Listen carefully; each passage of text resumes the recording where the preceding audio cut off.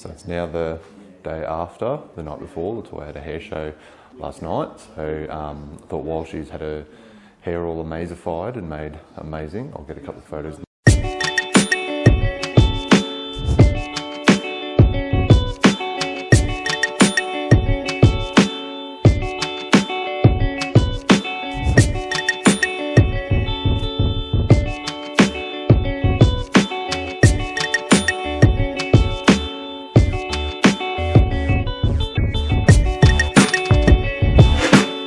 So those few shots that I got with Latoya, this is the lighting setup that I was using. So I've got softboxes either side here, so that helps to light up the side because it was more focused on the hair. The softboxes at the side to light up the edges and the detail in the hair, all that sort of thing really well. Beauty dish above, so not as soft as the softboxes, just helps to really emphasise jawlines and cheekbones, that sort of thing. Does usually mean a little bit more retouching to be done. Reflector down here, so that just helps to fill in the shadows underneath. And then behind me, just a little flash with a coloured gel on it, just to light up the background. So those few shots that you saw with Latoya, that's the lighting setup for these.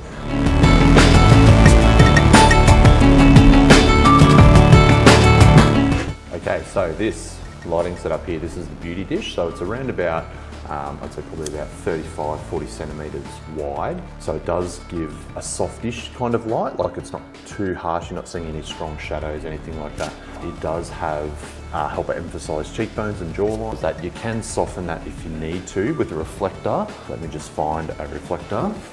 When I move it in under my chin, you can see how that softens the shadows under there. So I take it away, put it in. So depending on the look we want to go for, that's what you can do with a beauty dish. Okay, so next lighting setup is a softbox. So this one's around about 1 metre by 70 centimetres tall.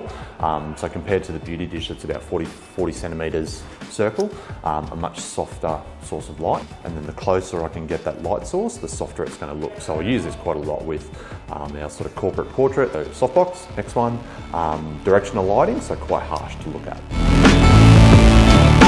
Okay, so last one is directional lighting. Very harsh, very strong shadows. Like not the most flattering lighting for specific purposes if you're trying to give a very dramatic look. I don't use a lot for people, use it more for products. I've also got one of these on, which is called a honeycomb grid. So you can see me through there now. When I twist it to the angle, I disappear behind it. What that does is help create a bit of a spotlight. That is lighting. 3 tricks: softbox, beauty dish, or a bare light, depending on how harsh you want that lighting to look. Never in my life did I imagine it. So sometimes you have to set up lighting, and sometimes it all gets done for you. Like that sky behind me with the sun on it, the storm and everything, looks pretty fantastic. Yeah, all the hard work's been done. You just got to be there to capture it.